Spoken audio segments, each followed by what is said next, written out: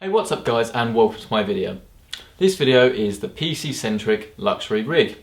If you don't know what that means, it is essentially the best sort of computer you can get, but at a little bit more of a luxury higher end price point than my other suggested PC rigs. This rig is going to be able to run all games on ultra settings.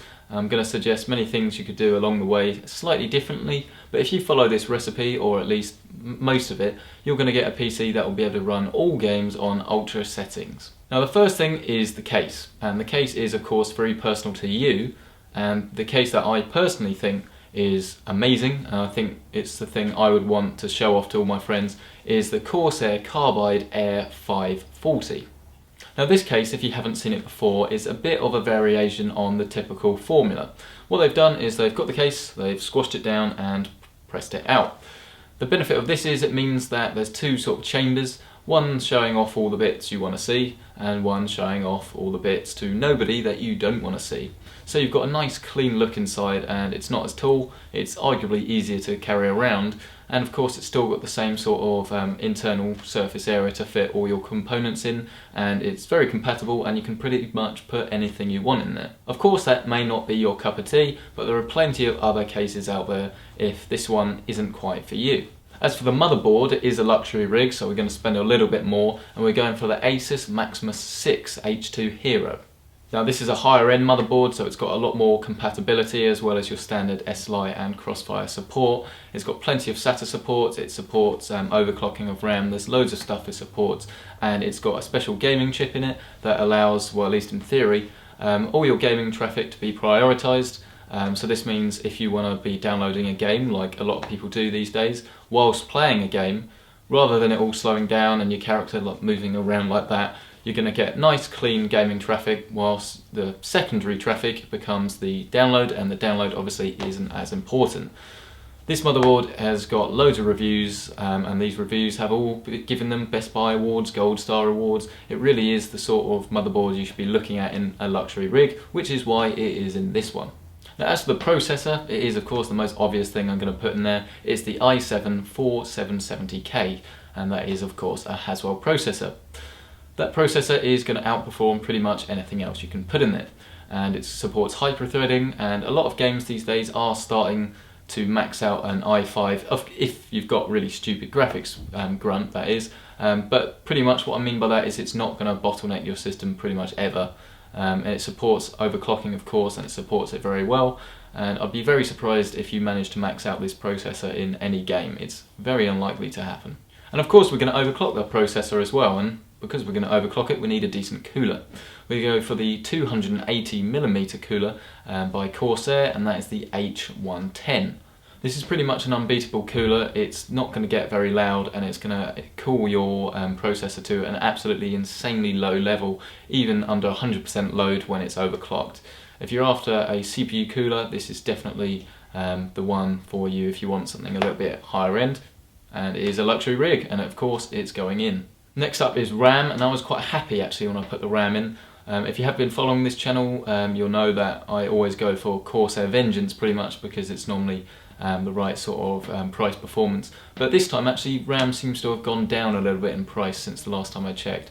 And the RAM we're putting there is the Vengeance Pro, and this is the 2133 MHz RAM. So it's very quick, and the motherboard supports that quick speed.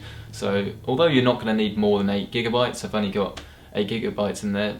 It's twice the price for a 16 GB set, so if you feel you need the extra 8 GB, you can get it at a later date, and it's going to make no difference to anything, because you just pop open and stick in. There's no extra hassle by getting it later, and I don't think you're going to need it if you're just going to be doing gaming. Now as for the graphics card, I'm going to put a AMD 280X, and I hear what you're saying, this is a luxury rig, why are we not going for something top end? Well, because I don't think you really need anything above a 280X. If you're playing at 1080p, stop right here. 280X, you don't need any more than that at all. If, however, you're looking at higher resolutions, the 280X will do higher resolutions fine, but if you want to max out on ultra settings at higher resolutions, then instead of getting an even higher end GPU, I would say just get another 280X.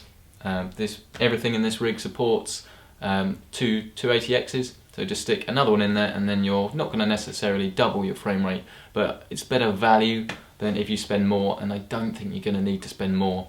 This 280X has a 3GB buffer, and what that means is it can store more textures and things. And as I discovered in the latest game Titanfall, the next gen games appear to use more VRAM, so 3GB is definitely the minimum for the luxury rig. So either stick one 280X in there like I'm doing in this rig, or if you are going to be doing high resolutions and you've got obviously the cash, I would just say get another 280X and have them in crossfire. And to power this rig, we're going for a 750 watt power supply, and that is the CS750M. If you are going to get another graphics card, then this should still support it, but if you know you're going to get two graphics cards, you might want to go slightly higher than that at 850 or even above that.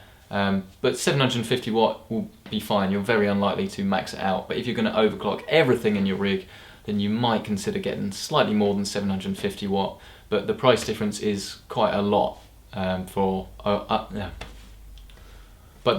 But there is a big price difference between 750 watt and above, which is why, for the purpose of this rig, we've gone for a 750 watt power supply. Now, my favourite bit of the rig is the SSD, because that's the thing that turns it from zero to hero. It really makes the rig go blisteringly fast. It means you can boot up in pretty much less time than it takes you to turn on a console these days, and is insanely quick. And of course, in a luxury rig, we can go for a slightly higher capacity, so we'll be able to fit more of our favourite games on there.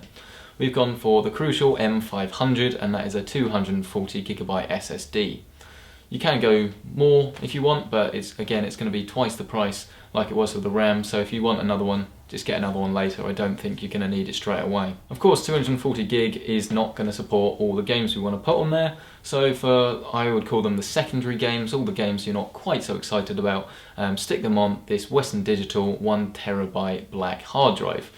The 1TB black is what I use in my personal rig, and it has pretty quick read and write speeds, a lot quicker than the blues and the greens that Western Digital also do, but it's not obviously as quick as an SSD. But 1TB of storage, and at a very low price, is not something you're going to want to pass up, and it's going to be something you're going to need in the rig anyway. Go for the black edition. This is the luxury rig. You're going to benefit from the performance as you're going to get reduced load times. Now, the next thing isn't necessarily a next thing. It is a DVD or Blu-ray drive. I haven't actually included it in this rig, plainly because I don't ever use it. I've got a Blu-ray drive and I've got a DVD drive. I never really use either. They're very cheap for it, especially a DVD drive. It's literally about £10, $10, but you're not really going to need it. If you think you're going to want it, stick it in. You're not going to notice it on the bill at the end of the day. But I haven't included it just because you're not really going to need it. Now, of course, the last thing is Windows 8 OEM. Once your computer's built, stick it on, bang. You need Windows 8, unfortunately. You might say, well, I might hold out for Windows 9, that's a long way off, and Windows 7 might not necessarily support DirectX 12 either. Windows 8 and Windows 8.1 is definitely the way to go. So that wraps up everything in this machine, and actually I thought it was quite a reasonable price. Now, the whole thing cost £1,213, of course that is in the UK. If you live in the US, however, it's $1,662. So this rig will blitz through all games at 1080p, no problem at all. If you're looking at higher resolutions, this game will of course run them no problem. You're looking at 60 frames a second at high settings on the higher resolutions pretty much with ease. On some games you might get slightly lower than that if you whack it up to ultra, but if you find that's a problem, just get another 280X and stick it in there. There's no point getting anything higher than that unless you know you're going to be running these higher resolutions. I just think get a 280X. If you need one, you can get one. And that pretty much covers everything. Thank you very much for watching. As always, leave a comment below. This is just what I think you should buy. This is what I would buy if I was going to spend this amount of money. Maybe you've got something in your rig at home that deserves a mention. Leave it in the comments below. And of course, don't forget, if you have any questions, feel free to send me a message through YouTube or through Twitter, or pretty much anywhere you can find. Try not to use the PC Centric email address. That is only for business inquiries, and I cannot guarantee that I will see and reply to that, I'm afraid. But if you have any questions, what should you buy, what's going wrong, just send me a message and I usually get back to it quite quickly. I like to think that is all part of the service. So if you've liked this video, then give it a like and subscribe if you haven't already to PC Centric for more videos like this.